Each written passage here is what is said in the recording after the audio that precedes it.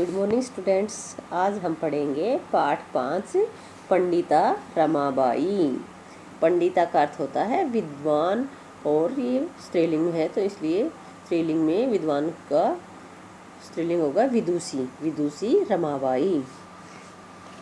देखिए, स्त्री शिक्षा क्षेत्रे अग्रण्या पंडिता रमाबाई 1958 तमे ख्रीष्टाब्दे जन्म एलभत। शिक्षा के क्षेत्र में अग्रणी पंडिता रमाबाई का जन्म 1958 ईस्वी में हुआ। एलभत का होता है हुआ। तस्याः पिता अनंत शास्त्री डोंगरे, माता च लक्ष्मीबाई आस्ताम। उनके पिता अनंत शास्त्री डोंगरे और माता लक्ष्मीबाई थी। तस्मिन् काले, उस काल में, स्त्री शिक्षाया स्थिति चिंतनीय आसीत्। स्त्री शिक्षा की स्थिति शोचनीय थी। स्त्रीणां कृते संस्कृत शिक्षणं प्रायः प्रचलितं न आसीत्। स्त्री शिक्षां करते स्त्रियों के लिए संस्कृत शिक्षणम, संस्कृत की शिक्षा प्रायः प्रचलित नहीं थी। किंतु पंडितः अनंत शास्त्री डोंगरे रूढ़िबद्धां धारणां परित्यज्य स्वपत्नीं संस्कृत अध्यापयत्।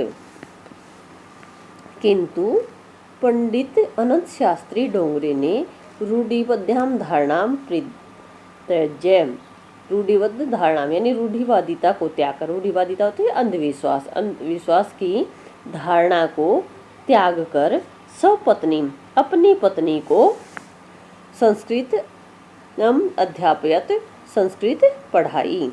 एतद् अर्थम रमायाः पिता समाजस्य प्रतारणाम् अपि असहत। एतद् अर्थम, इस कारण यानी इस कारण रमाया पिता, रमा के पिता को समाजस्य प्रतारणाम, समाज की प्रताड़ना का भी सहना पड़ा, ऐसे सहना पड़ा। यानी इस कारण रमा के पिता को समाज की प्रताड़ना को भी सहन करना पड़ा। अनंतरम रमा अपि स्वमातुः संस्कृत शिक्षां प्राप्तवती। अनंतरम बाद में रमा अपि, रमा ने भी स्वमातु, अपनी माता से संस्कृत शिक्षा प्राप्त होती, संस्कृत शिक्षा प्राप्त की। आगे देखिए,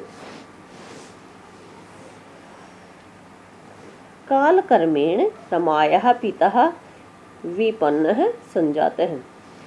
कालक्रमेण यानी कालक्रम के अनुसार, यानी समय बीतने पर रमायाः पिता, रमा के पिता विपन्न संजातः, निर्धन हो गए। विपन्न होता है निर्धन, संजातः हो गए। तस्या पितरौ ज्येष्ठा भगिनी च दुर्भिक्ष पीड़िता दिवंगता। तस्या पितरौ, उनके माता पिता, ज्येष्ठा भगिनी और बड़ी बहन दुर्भिक्ष पीड़िता, अकाल के कारण पीड़ित होकर दिवंगता, मृत्यु को प्राप्त हो गए यानी मर गए। तदनंतरम रमा, इसके बाद रमा स्वज्येष्ठ भ्रात्रा से, अपने बड़े भाई के साथ, पदभ्याम समग्रे भारते भ्रमणं कुर्वती, कोलकाता प्राप्ता। ज्येष्ठ सब ज्येष्ठ भ्रात्रा से अपने बड़े भाई के साथ पदभ्याम यानी पैदल ही समग्र भारते, संपूर्ण भारत में, भ्रमणम कुर्वती, भ्रमण करती हुई, कोलकाता प्राप्ता, कोलकाता पहुंची। तत्र सा ब्रह्म समाजेन प्रभाविता वेद अध्ययनम अकरोत्। तत्र वहाँ सा ब्रह्म समाजेन प्रभाविता, वह ब्रह्म समाज से प्रभावित हुई, वेदाध्ययनम अकरोत्, और वेद अध्ययन किया। पश्चात् सा बालिकानां स्त्रीणां च कृते संस्कृतस्य वेदशास्त्र आदिकस्य च शिक्षायै आंदोलनं आरब्धवती।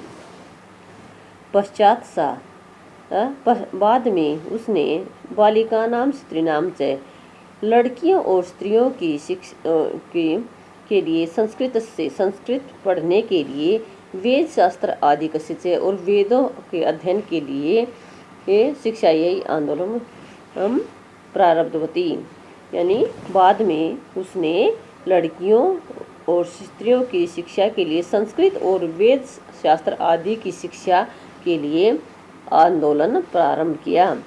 1980 में ख्रीष्टाब्द 1980 ईस्वी में सा विपिन बिहारी दासेन सह न्यायालय विवाहम अकरोत्।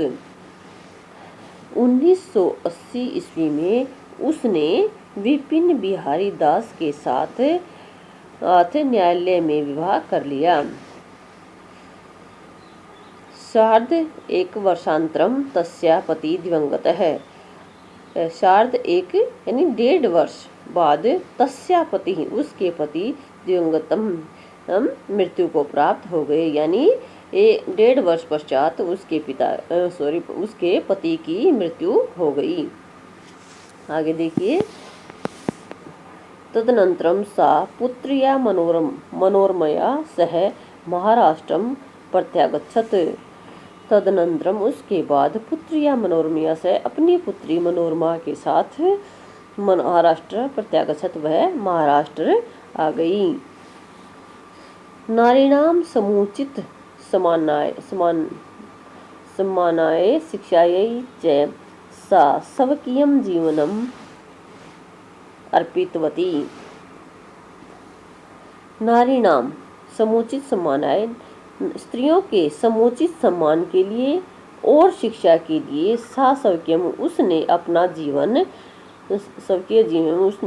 जीवन अर्पित कर दिया, यानी स्त्रियों के समुचित सम्मान और शिक्षा के लिए उसने अपना सारा जीवन लगा दिया। सर्वकारेण संगठिते उच्च शिक्षा आयोगे रमाबाई नारी शिक्षा विषये स्वमतं प्रस्तुतवती। सर्वकारेण सरकार के द्वारा संगठित उच्च शिक्षा आयोग में रमाबाई ने नारी शिक्षा के विषय में स्वमतं प्रस्तुतवती अपना मत प्रस्तुत किया।